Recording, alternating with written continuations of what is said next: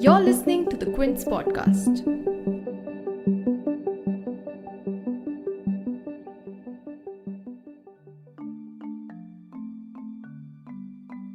A baby shower got morphed into love jihad, and a message on Ekatvam, meaning unity, became a target of hate.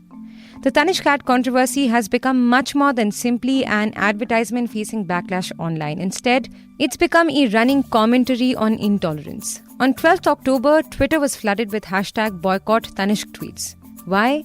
Well, simply because its new jewelry promotion showed a traditional Hindu baby shower in an interfaith marriage between a Hindu girl and a Muslim boy. And that cascaded into massive trolling on social media, with some calling it quote-unquote anti-Hindu and others alleging that it promotes quote-unquote love jihad. From the cyberspace, the wrath also reportedly moved into a Tanishq showroom in Gujarat on 14th October, where a mob allegedly roughed up the store manager and tried to display a poster carrying Tanishq's statement over its decision to withdraw the ad.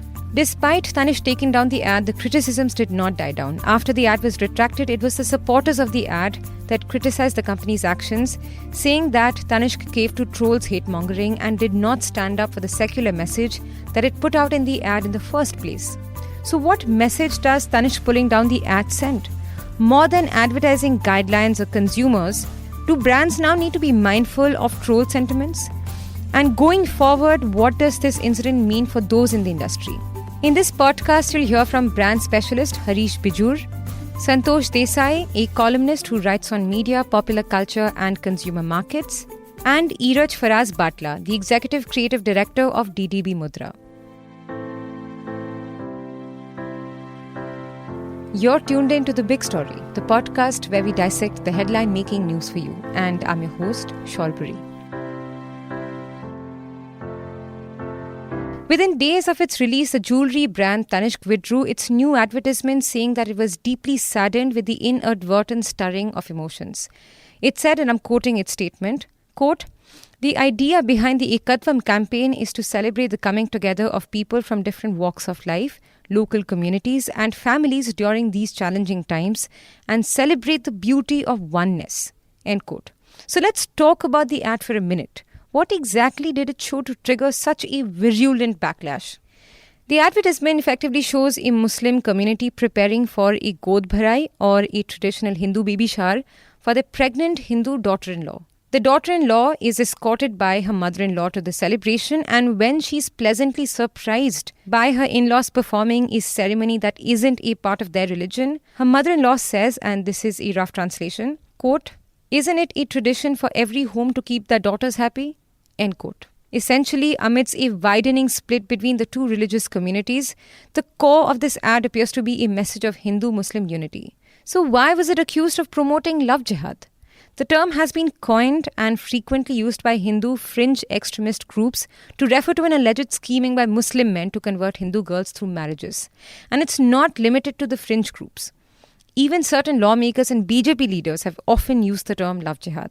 This despite the fact that the MOS of the Ministry of Home Affairs, G. Kishan Reddy, clarifying in the parliament that there was nothing defined as quote-unquote love jihad under the current laws in the country, and that, quote, Article 25 of the Constitution provides for the freedom to profess, practice and propagate religion subject to public order, morality and health, end quote. So where is this trolling coming from? Whose feedback is it really? Is it the consumer preference that's showing up, or are they fake trolls? Mr. Harish Bijoor says that it's hard to make a distinction, but it's also equally important to be able to interpret who is behind such a feedback on social media. When it comes to trolls, it's very difficult to identify who or what the troll is all about.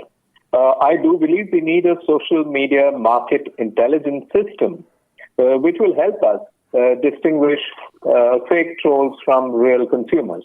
Because the important thing to understand is that there is a real consumer out there, and that real consumer is most likely the silent majority.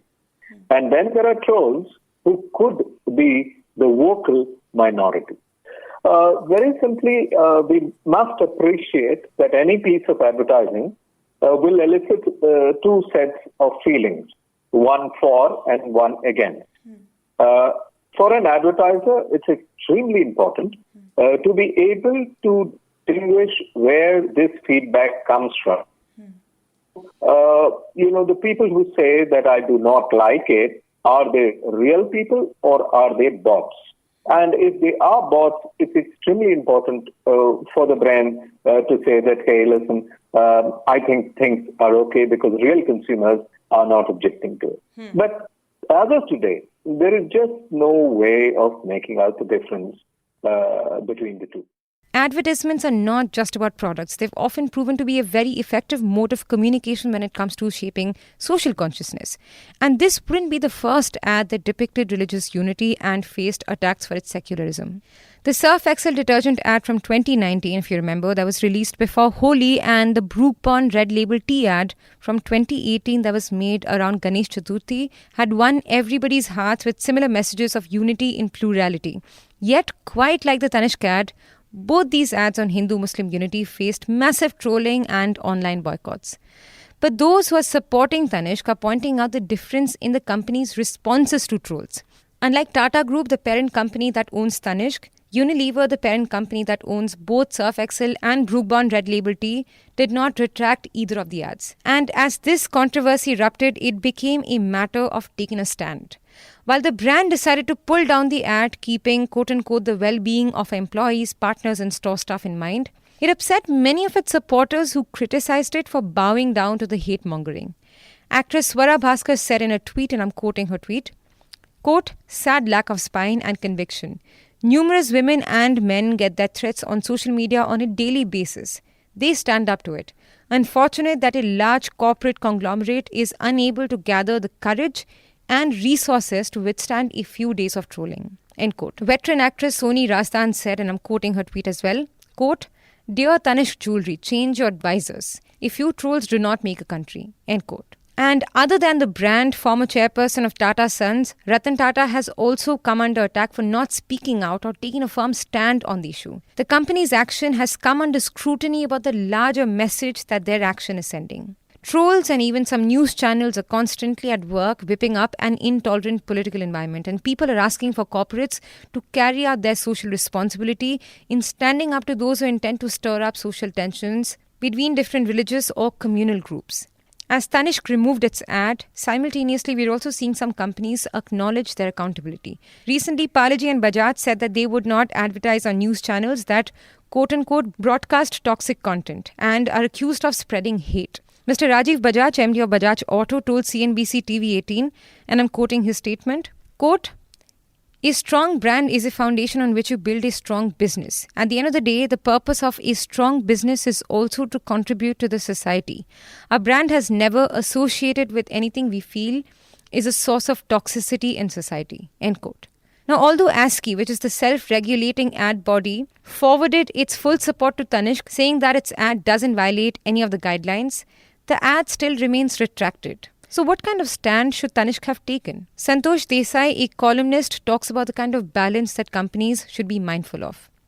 If the assessment of the brand or the organization is that this could do significant or lasting damage to their business, then it's something that they take note of.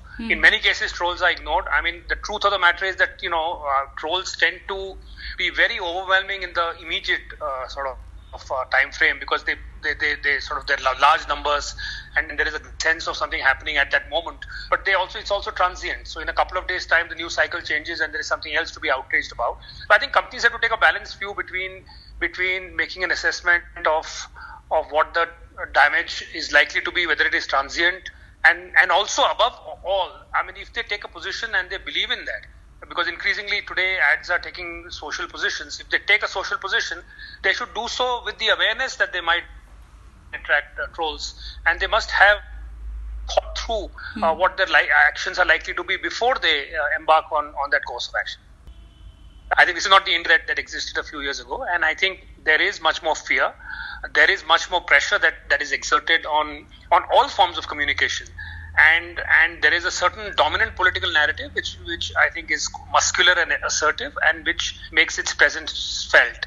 And so whether it is cinema or whether it is advertising, whether it is news, in all forms of expression, we see that there has been an impact, and certainly because advertising has been treading into social, the area of social causes much more in the last few years, and many more instances of advertising also facing this, which is very hostile. But the most important thing to ask is, going forward, what does this incident mean for the industry? Are trolls going to be dictating over progressive messages? Adman Iraj Faraz Batla weighs in.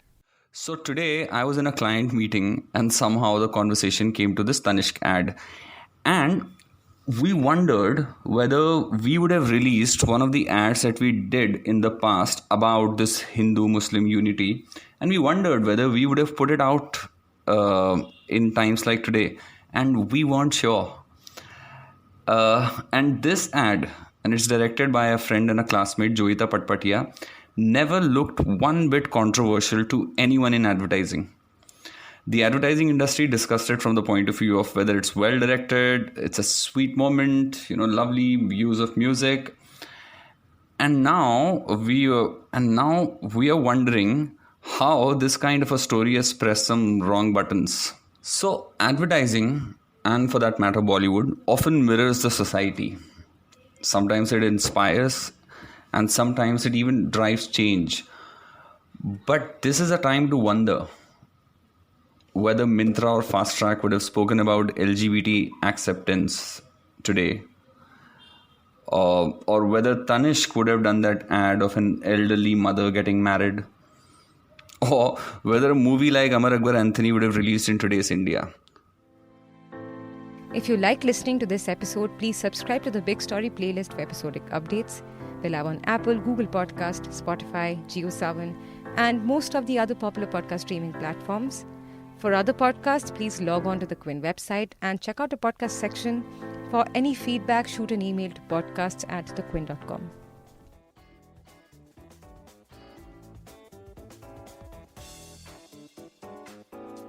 Thanks for listening. Log on to the Quint's website and check out our other podcasts.